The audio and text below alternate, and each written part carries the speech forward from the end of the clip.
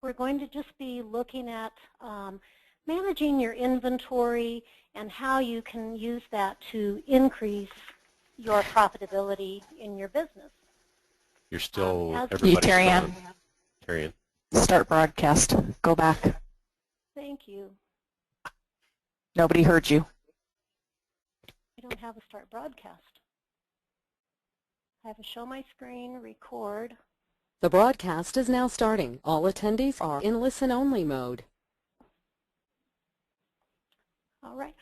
Welcome, everybody. We're glad you're joining us today. We're going to be talking about managing your inventory for increased profitability and see how you can use that and start making some more money in your stores. Profit systems, who are we? Our roots go back to the home furnishings industry back to 1897 when the Starks started their furniture business. Later on, they built their software to kind of do a solution to address their needs of their own store. That just developed on into first giving it to people that were their friends who were in the furniture business, and we've grown today to where we provide over 1,000 retailers with the tools that they need with the software. So we do have a little bit of background in the furniture business. Today you've got me, and I am Terry-Ann Makings. I have been with Profit Systems for 26 years. I started out in the software department and am now in the education department, so do a lot of training with clients and helping with other setups. And then we also have Lee Rochelle with us. Good day. Thank you for joining us. I am Lee Rochelle. I'm with Customer Relations at Profit Systems. I started in the furniture business selling Lazy Boys in 1978, and in the interim had an opportunity and was blessed with relationships with owners and businesses. I ran retail furniture stores over a period of over 20 years. I also had a 10-year experience in the consulting area, working with both new clients and existing clients, having visited well over 100 retailers. Did some work with some manufacturers as well and helping them manage their data processing. So we are excited today about taking you through a bit of a tour on how to manage inventory and the kinds of tools that are available or that you should be aware of that you might find useful in being a more successful merchant. Great. Thanks, Lee. Just a couple housekeeping things for you. The presentation will be right around 30 minutes, and then we will have just a Q&A session for the last 15 minutes. You'll notice on your GoToWebinar panel, there's a place there that you can type in your questions. So as you think of questions, go ahead and put those in there, and then at the end of the presentation, we will get them all addressed. We are going to move along fairly quickly, so if you have more questions afterwards or need any information, you can always contact us at the psiinfo@profitsystems.com. We are recording this, and we will have this available to you. We'll be sending you a link so that you can watch it again later or pass it on to anybody else. And again, if you've got any questions, you'll have the question box that's over on the right on the panel, and you can put those in there for us. So what are you going to get out of today's webinar? We're going to look at how do you spot your winners and keep those best sellers in stock. We also want to look at how you can base your reorder quantities on business intelligence. So I need to look at how things have been selling and what's been happening in my business when I'm looking at reordering my merchandise. And we also want to become more nimble in reacting to those trends, so we can do that more on the spur of the moment rather than just waiting and do it once a year. And finally, we're hoping that you'll gain greater control of your inventory and that you will be able to increase your profitability by doing that. Okay. So things that you're going to want to start thinking about. Question your current paradigms. What can I do better? You're going to want to seek some good information. Where can I find that information? Then once that I have that information, what do I do to take the next step? How do I get going with that information, and how do I utilize that? And then finally, how are you going to leverage your business intelligence? So we need to first define what it is and then decide how we're going to start utilizing that. And I think it's important when we talk about the, question your current paradigms. If you want to back up to that slide there for a moment, Tyrion. What can I do better? First, we have to agree that possibly there's an opportunity out there to accumulate information different from the way I've been doing it, and I'm hoping that that's what we'll leave you with. You've been kind enough to join us, and I'm hoping at the end of this session you may have some notes that you've taken that would say to and a bit of an action plan where you would be able to say to yourself, hey, you know what, I never thought about managing my inventory that way. So we're going to ask you to step outside of some of the paradigms that you have. We're going to talk about where can you get the information. Each of you may have your own methods of accumulating information. Some of it may be manual. Maybe you're in a data management system already. But certainly there are certain kinds of information that we're going to want to have in front of us. And then we're going to talk about business intelligence, and we're going to take you to a different place than just staring at a list. And we hope to share with you some opportunity that's available in the marketplace, and possibly even in your current environment, to become smarter with the information that we've got and to manage it a little more effectively. And the last thing we want to leave you with today is what do I do with it now? I have a mandate that I've often used with individuals when I was on the road with them, and when we would get toward the end of the week and we would start talking about some of the action plans that we're going to be that we agreed on that might be beneficial in moving a business forward. And my mantra was always, when you come into the office tomorrow, what am I going to do today that's going to grow my business tomorrow? So when I'm sitting at my desk, I should be thinking all the time about what am I going to be doing right now that's going to grow my business tomorrow. And all the other things that happen, and of course there's a ton of them, and this is part of what we're hoping to leave you with today. There's a ton of distractions that are impacting your day, but if we can give you an opportunity to say, hey, you know what, maybe if I focus on this, I can make a difference. And that's our goal.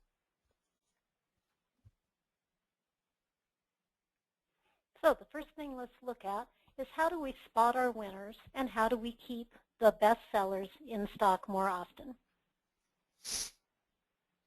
And typically, what we see and what we work with as a retailer is some kind of a list. How many have I sold?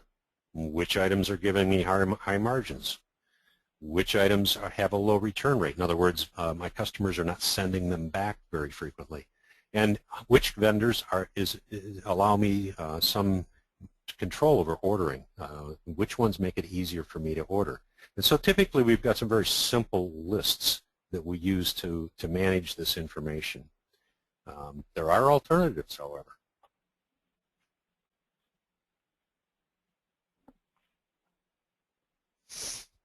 If you've got a good analysis of your inventory performance, if you've got a system that's actually creating a dynamic view of your inventory, in other words, what's happening, what kind of trends are going on. And for those of you, the word dynamic is an interesting term. For those of you who may not be familiar with where it fits in as an adjective, I would Google the word, because if you think about your inventory, a dynamic view of your inventory, what you're going to be thinking about at that point then is what's happening with it, not what happened to it, not what happened last week or last month, but what's the difference between what's happening to it now and what happened to it last month? What's the difference between what's happening to it now and what happened to it a year ago? Which categories, vendors, which elements of my inventory are performing for me?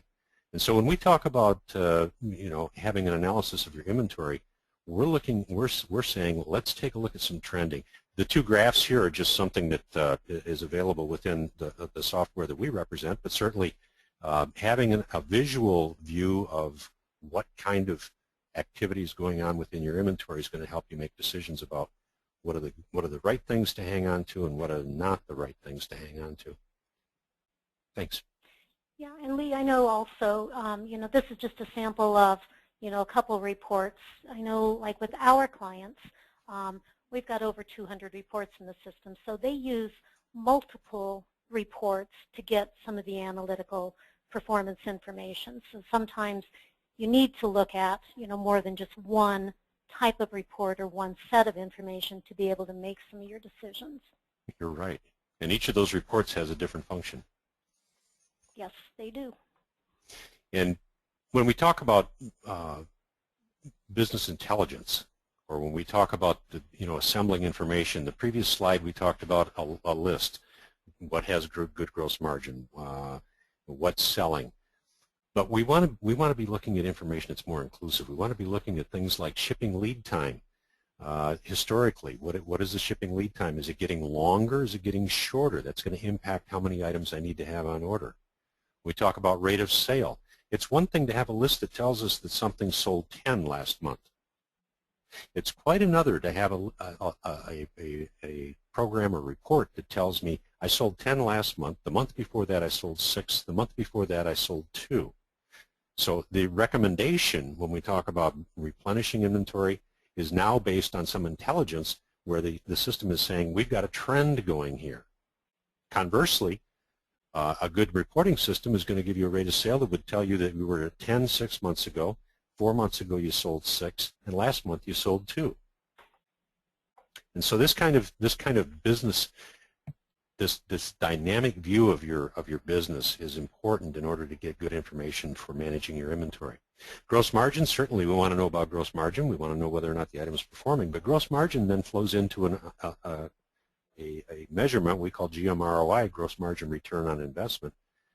And this kind of a calculation is a lot more difficult to do in your head. It's a lot more difficult to do looking at an Excel spreadsheet. So again, with good reporting, what you can begin to immediately take a look at is, you know what, I've lowered the price on this thing. My margin came down. However, my sales volume went up. I'm actually making more money with this.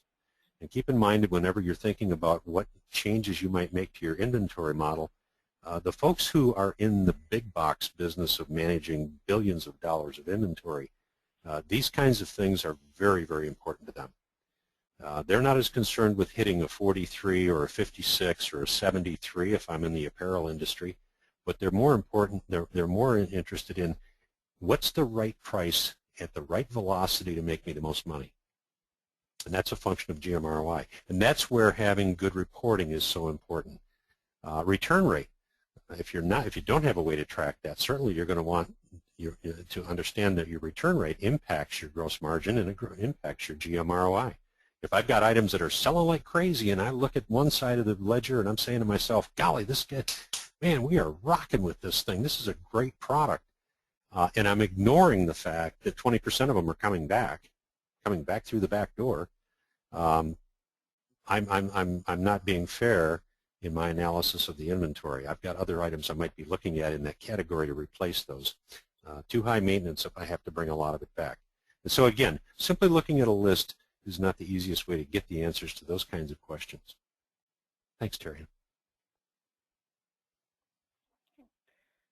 Once we know how to spot our winners, the next thing we want to do is we really want to base our reorder quantities on the actual business intelligence. What does that mean?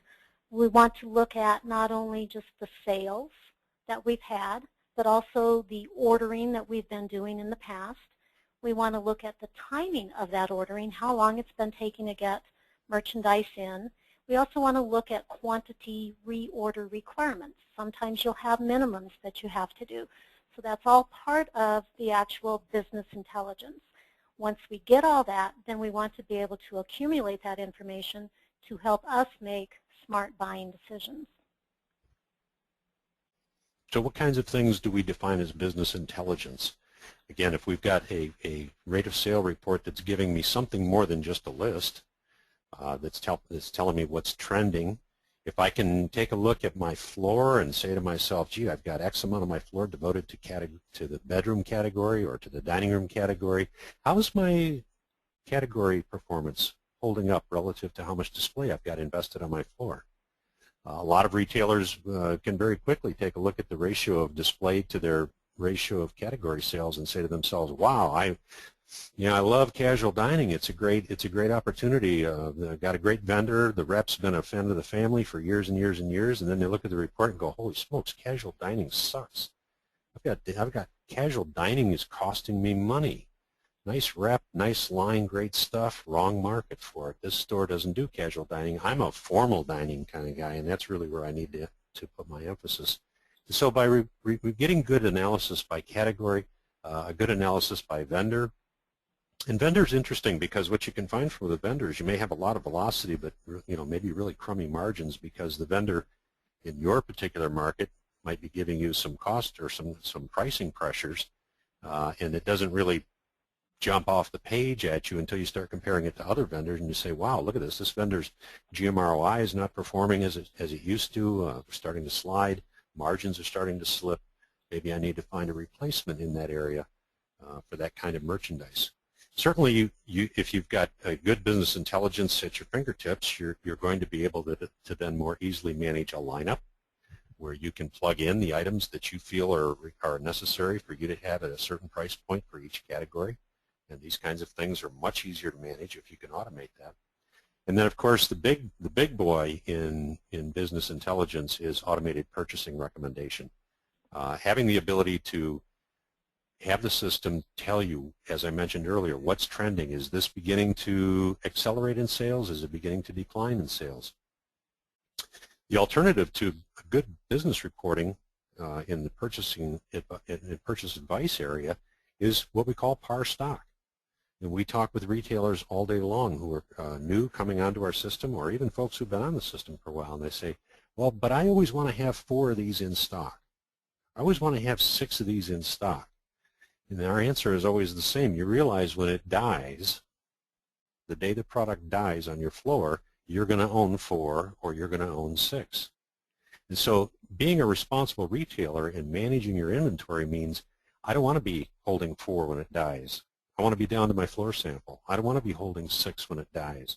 Or I keep ordering 2, and the system, if it's doing its job, is telling me, you know what, you need to have 4 in the pipeline. Your lead time is too long on this product. You're selling it well when you have it in stock. You need to up your buying quantity. And so par stock is a trap that many retailers fall into. And it results in not having good sellers on hand. It results in always being overstocked when something passes away, as I say, in the retail world.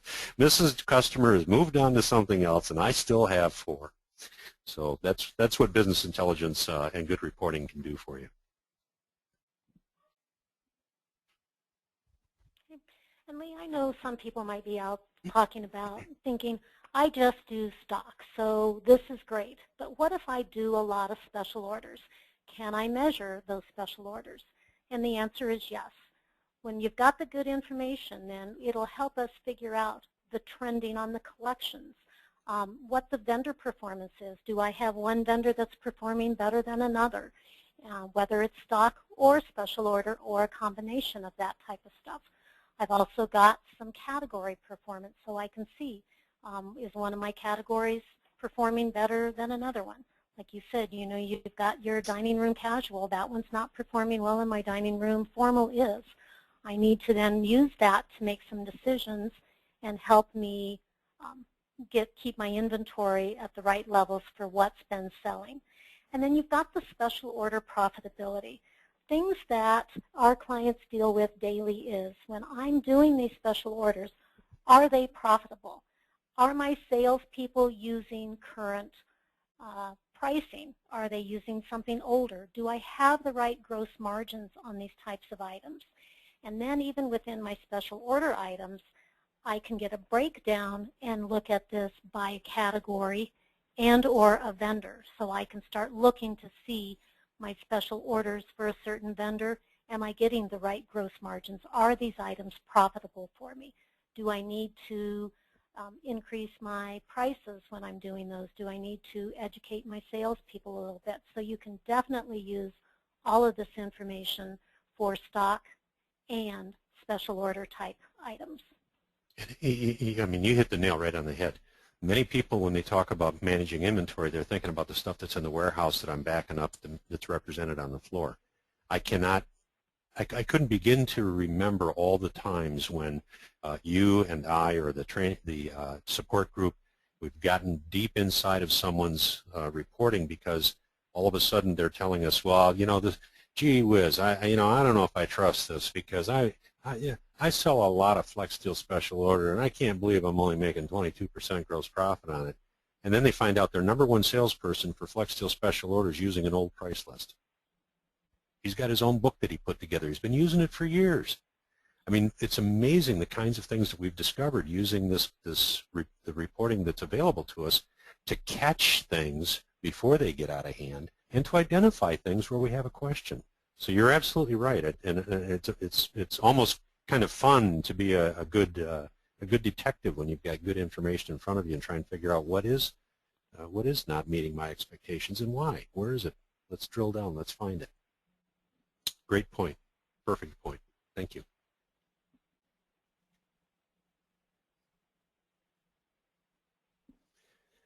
So when we talk about trending, and I've mentioned it before, and I can't emphasize this enough, when our programmers are looking at options to delivering reports, and when I'm talking to retailers, and I've been in stores, we're constantly struggling with ways to deliver information, and this is what you should be looking for as a retailer. You should be looking for ways to get the information in front of you that's more than a list. That's more than a list. I need to know what's trending. I need to know what the customer's buying, what's working in my store, and what's not working. But trending and having a business reporting software package or some way to analyze it in such a way so that you can determine that your inventory is performing, this area is starting to do well and this area is starting to not do so well. I need to be able to jump on this as soon as possible, make good decisions so that I've got winners in stock and I'm managing the items that have started to fall off.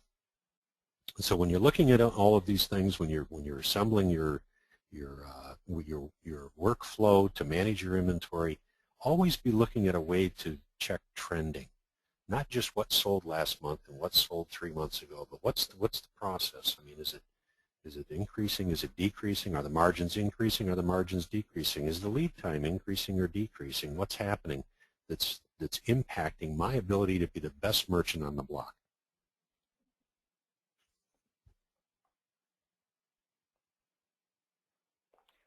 So on to point 3, how do we become more nimble in reacting to our sales trends? We want to be able to look at those trends and see how it's been going. So like Lee, as you mentioned earlier, we want to compare, how are sales for a particular item, category, vendor, how are they doing this month versus how did they do last month versus how did they do last year? Like you said, they might be, trending down. Maybe, 2 months ago I sold 2, this last month I've sold 4, and this month so far I've done 7. So now I see that those trends are going up. So having the information available to help me quickly identify those trends and either get more merchandise in if I see that it's selling quickly, or if it's going the other direction, I'm not reordering as much, so I'm not getting stuck with it at the end. We're going to move along here because we tried to keep this at about a half hour, and so we're going to try and get through this. But I just want to share a quick, what do I do? What do I do with the information? Had an opportunity a couple of years ago with a retailer to do targeted advertising on cable TV. They said, we can give it to you by zip code. In other words, I can throw an ad into a particular zip code. I thought, wow, that's a great idea, so let's do this. We had a vendor, Eckernis. Some of you may be familiar with them. We thought we were doing well with their ads. They've got some of the most fantastic television ads in the marketplace, but we weren't sure. Our Eckernis sales were creeping up. We felt like we were doing things right, but we said, okay, let's slam these zip codes with these ads, and then let's turn around and slice it, dice it, and see what happened. This is the kind of business intelligence that we're talking about. At the end of a 6-week period, looking at written business for that vendor for those areas versus written business for that vendor for other areas, and comparing with the historical averages over that period of time and that time of year and with the other events that were going on, it was hands down proven that those ads were a winner. And we needed to put them into our full market. We needed to make sure that we were running them whenever they came along and that we had an opportunity to get them out there, negotiate good prices and really ride that horse. And we weren't guessing. We had the right information in front of us so that we could make that decision. And so that's the kind of reporting that we're talking about, is being able to push a button and say, give me sales by zip code for this vendor for this period of time, written business not delivered, and then give it to me for that same period of time last year and tell me what we got. Bang, we were able to sort it out very quickly. Literally in a matter of 15 minutes we made our decision. We knew where we needed to go. Thanks, Tyrion. There's an old saw in advertising. Half my advertising dollars are wasted. The issue is I don't know which half. And if you can get good information in front of you, certainly you can begin to attack that. Okay, so what do we do now? Inventory merchandising is a full-time job. We know that. It should be a full-time job, but we got all this other stuff going on. We got, truck drivers that don't show up for work. We've got salespeople who need training. We've got a new bookkeeper. I've got a vendor that's going to come in this afternoon. The phone's ringing off the hook. What do I do? What do I do? What do I do? And so if you leave this little session with one thing, think about this. And I'm just going to use a personal experience. I stole this idea from somebody else. I did not make this up. But I found it to be a brilliant use of my time, and I became a brilliant merchandiser as a result. I took every Thursday and I blocked it out. I didn't take any phone calls on Thursday, no reps on Thursday. Don't talk to me on Thursday. No talk to me, as my grandson says. On Thursdays, I would take a category, and I would take that category and tear it apart. I'd look at it by vendor. I'd look at my displays. I'd walk my floor with my reports. I would take a look at what's working and what's not working. I'd also be making a decision on my floor what's sold that should come off the floor, because on Thursday, at the end of my event on Thursday, I'm going to do two things. I'm going to make a decision about what I should be buying and what I should probably be getting rid of in that category that I'm working with today. I'm also going to make a decision about what pieces should be removed from the floor, because on Friday, half a day, my trucks were scheduled to be doing floor moves. I only delivered half a day, and this was in this particular operation. Everybody's operation is going to be a little bit different. But I needed a half a day on Friday to get the sold stuff off the floor, get the new stuff on the floor. What's the new stuff that I brought to the floor? That was based on the information I had in good reporting that told me these are the items that are in the warehouse, and I know that this is a category that's doing well. If I don't have room for two, I know which one of the two is going to go to my floor because I've done my homework. And so think about taking one day of your week. If you're going to leave here with an action plan, think about taking one day of the week and just tear a category apart. Now what I would do heavy categories more frequently. In other words, once a month I would hit upholstery. Once a month I would hit living room case goods. Once a month I would hit bedroom. So I might do upholstery and lighting. I might do bedroom and bedding. So I would make sure that I hit all of my categories over a period of time. But I hit the more important ones, the ones that had more velocity. I hit them more often. So I certainly was going to do more than one category each Thursday. But that was what I did on Thursdays. Got ready for the rest of the week. Made sure that my floor was ready for the weekend, made sure that I knew what was winning and what wasn't. That way, when I did my sales meeting on Saturday, I could explain to my salespeople what got marked down and what was heading out the door. Thanks. Because if you've got this information in front of you, what does that mean? That means you've got an action plan for October, April. If you're going to Vegas, you're going to go to those markets, and you want to know if you want to have a mission when you go to market, if you want to know what you're going to do there rather than just wander the halls, then do this good homework with the reporting that you've got. Our clients have got reports that they take with them. They can get online right from market if they need to get to their software. But you want to have a specific mission in mind. You want to know where you're going. You want to know what you're keeping. Here's a winner. This is a vendor I need to look at and see if they've got some parallel product that might add to the winners. These are my holes because these are vendors and categories and product that I'm eliminating from my lineup because they're not performing for me. And so when we went to market, it was a 3-day affair, but there were vendors that I worked with all day long that I might not even stop into at market. I had a good thing going with them. Everybody knew what we were doing. It was fine. I had to spend that time filling in my holes and adding where I needed to fill in, going to those places where I thought I was going to take the most opportunity to make more money in my store. So I had a game plan when I went to market, and a lot of our clients do. They take this good information, they take it to market with them, and they know exactly what they're going to do while they're there. Thanks. All right. So now we want to gain greater control over our inventory and increase that profitability. But there's more to it than just tracking what we sell. almost everybody can get you a list, or I have a list as a retailer of what's sold. Not that difficult. Somewhere along the way, whether it's a ledger or I've got some kind of data management program, I can get a list together.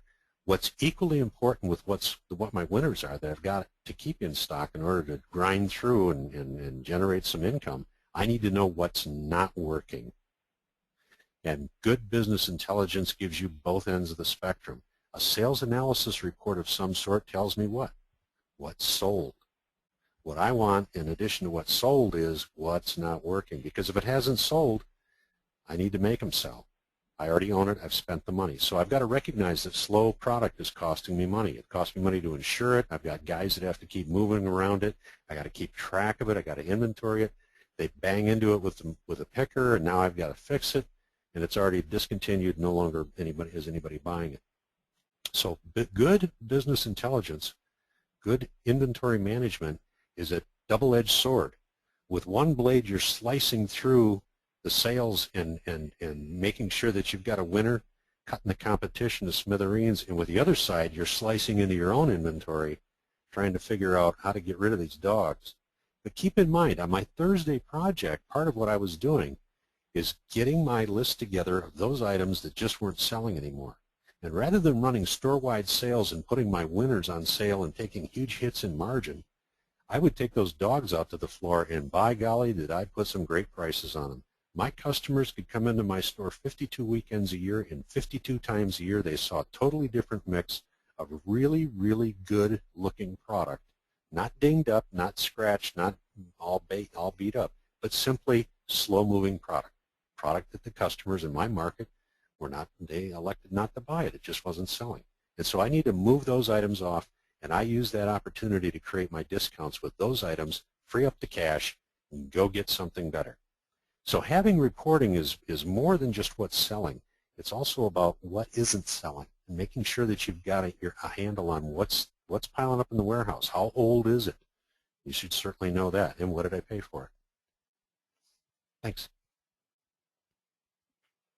One other thing to consider is don't be afraid to ask for help. Things that you want to start to think about is understand your vendors' shipping and your freight opportunities.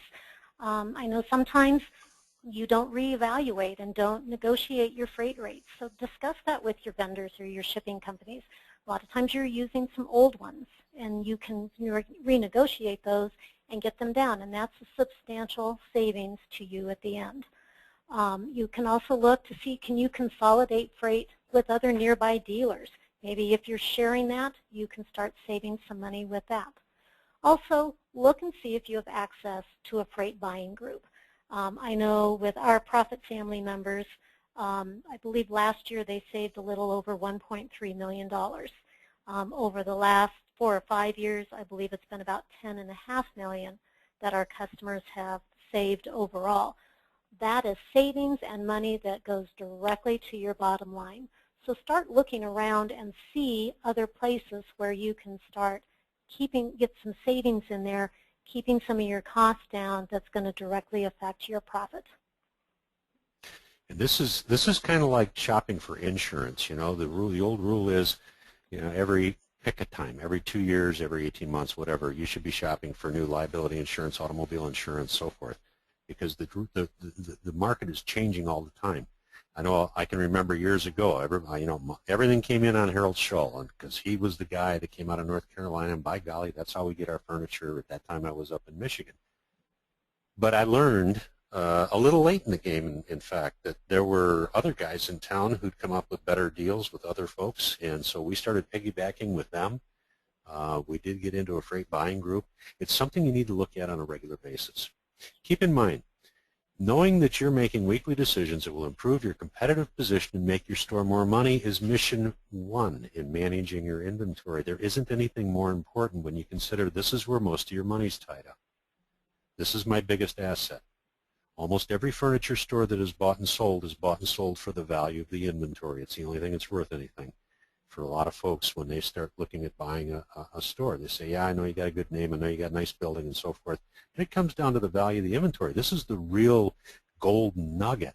This is the thing that you've got a lot your livelihood invested in. And so what we're asking is, be looking at information so that you can manage your inventory in such a way that you're sharper than the guy down the street. You've got more left over at the end of the day to run your business than the guy down the street. Be the sharpest guy on the block with inventory management, and you will make money.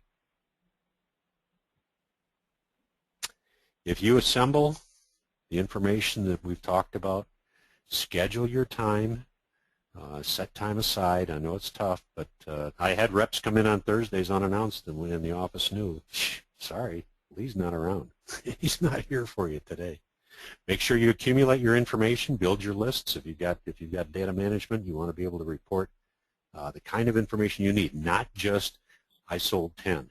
Well, what's going on with this guy? Is it getting better, getting worse? And then act on your information. Take that time that you've set aside and make decisions that you can pass on. Bring your buyers in if they need to be part of that decision-making process. Then they need to be in on those meetings, or they need to be managing those meetings and scheduling that time to make sure that there's something being done with the information. Act on it and drive that inventory down. You know, we've got clients that are getting 2 and 3 times industry averages for turns. They're getting much higher, industry average of $1.80, $2 GM ROI. We're talking to people who are getting $8, $9 GM ROI. It can be done, but it takes a lot of effort. It takes an enormous amount of commitment to focusing on getting this information in front of you and then making a decision with it. And with those steps in hand, you can grow your business. And in many cases, for a lot of folks, the first thing that happens is they free up a ton of cash. That old inventory is cash. If you don't have to spend that money to fill that slot on the rack, why, it's amazing what that can do to the health of your business as well.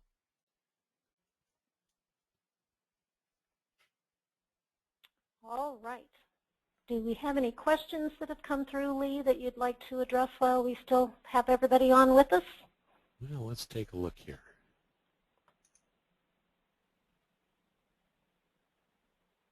Chuck's wondering about inventory aging and what actions are based on that, and it's a critical question, and it's an important question because we talked about winners and losers. We talked about things that are winners especially, and being able to track that. But inventory aging, and that's I'm just going to use this. This is a blatant plug for our software, but we spend an awful lot of time and energy on that. We have a couple of different approaches to managing inventory based on the aging, based on how old it is, and allowing the retailer to set the criteria. I have goods that I want to consider to be getting long in the tooth when they're 60 days old. The next guy says I want to be measuring that category at 120 days, and we have the opportunity within the software to break that into 6 different periods, okay, and then also tell the software discount it 10% first, 10, another 10, another 10, 20, whatever you need to do. It's totally flexible.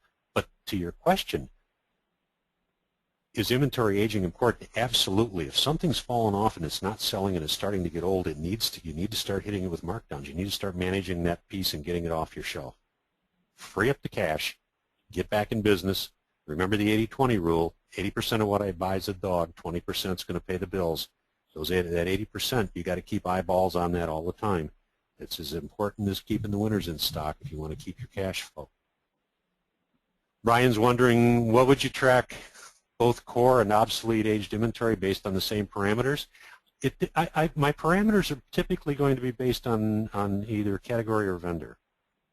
I will age accessory items a little differently than I'll age upholstery items. I might say, you know what, I can live with something that's still in my inventory after 200 days if it hasn't been selling real well.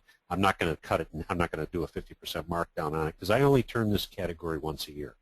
So having that kind of information in front of me that says this is a category you're turning 1.3 times a year, yeah, I'll move the grid out a little bit. I'm not going to get too worried about something that's 90, 120 days old. Starts to get closer to 200 days old, I might be taking a look at it. Now, in another category, I might very definitely be saying I need to see some traction with this piece, and I need to see it right away. Now, I've got another question that came up here, but I'm going to put an umbrella over this this idea of inventory aging and you know, keeping track of all of that. Keep in mind, nothing sells unless it's on the floor. At the very least, when you're looking at your reporting and the kinds of information that's available to you, I used to run this report when I would go in people's stores, and it would absolutely drive me crazy because they had good information in their system. And the report that I ran was, what's available in the warehouse to be displayed that's not on the floor? If it got to be over 2 pages long, I'd start freaking out. And I've run reports that were 15 and 20 pages long. And so back to this idea of obsolete inventory based on the same parameters, I'm going to set my parameters up by category, but I'm going to be looking at that report to make sure that my goods are on the floor, because it can become aged, quote, aged, simply because I haven't put it on display. And then I've got guys that say, well, I want to cheat the system. I want to call it, I got it yesterday because I put it on the floor. When did you buy it and pay for it? October of last year. Well, that's when you got it. let's get smarter about getting it on the floor and getting it out in front of the customer so she can make a decision about whether she loves it or not. You might have a winner sitting back here. You might have a home run sitting back there. Import versus domestic. I think that one of the biggest jam up for us in managing inventory was the advent of having to buy in containers or part of a container. Certainly, it was a challenge for us in managing inventory flow and trying to figure out what a good way to make a recommendation would be. You know, you've got inventory that comes in 100 pieces on, I got 100 pieces on June 1st, and then I don't have any more of it coming until October 1st. But if you've got good business intelligence, you can be taking a look at what's here, what's in the pipeline, anticipated delivery dates. The system will actually keep track of, or should keep track of, what the actual lead times are. You know, from the time I place a PO until it actually hits my dock, what's the lead time, what can I expect? And with that, I can manage my imports a little more effectively. Keep in mind when you're looking at GMROI or you're trying to measure the performance of your inventory, people will sometimes take an inventory snapshot and they'll say, well, gee, my GMROI is really good. Yeah, because the next day you had a container hit, and that's when you actually had a lot of inventory on hand, and so your GMROI would look horrible on Thursday, where on Tuesday it looks great. You need to average all of these things out, and GMROI is something you can look up in terms of how to do the actual mathematic calculation. But this import thing is a major challenge for a lot of folks. There is tools within most software, and certainly within our software package, that'll help you get a better handle on what you should have in the pipeline based on buying import and domestic. A lot of folks have found that I'll use Eckerness as an example, they've got warehouses in the States. The cost is going to be a little bit higher. If your velocity goes up and you're paying a little more for it, your GMROI can actually improve, even though you're paying more money for the product. So you have to make those decisions based on what's working for you and your customer. Oh, here's a great question. I love this. The system sounds like it's scaled for larger stores. What about small operations under $1 million? It's a great question, Dennis. We have companies doing $100 million running Profit System software. We have companies doing $800,000 a year using Profit System software. I can remember when I was running a Lazy Boy showcase years ago, we had a manager leave in a 40,000 square foot full-line furniture store, and the owner came to me and he said to me, would you be willing to go down there and see if you can run that store? And I said, yeah. He said, well, doesn't it bother you that it might be a bit intimidating? And I said, look, the only difference between this store and that store is the size of the carpet on the floor. We buy stuff and we sell stuff. Yep, I got a larger list of SKUs, but everything I'm doing with my small list over here, I have to do with the larger list over there. I do exactly the same things. And so this question is important because people who are running smaller operations often think of themselves as smaller operations, and so they do smaller operation business decisions. They do things by hand. They wait too long to make a decision about whether something's working or not. Whether you've got a 15,000 square foot footprint doing $1 million a year, or you've got 50 stores doing $100 million a year, the decisions that you're making to move inventory through your system are identical. They are identical. I need to be smart about it. Maybe instead of having 10 back up in the warehouse, I've got 2. I still need to make sure that I've got that displayed properly and that I'm doing the right thing. And so good business intelligence, and this is an interesting question because we've had a lot of folks start out with the software who were doing bedding specialty. They might have started with 1 or 2 stores, certainly under $1 million. We had one fellow start with 6 stores. He's at 52 right now. He got there because he's using exactly the same buying model today that he was using back then. The difference is they're unloading 12, 15 trucks a week instead of 1. But they're using the same rules. So it's a great question.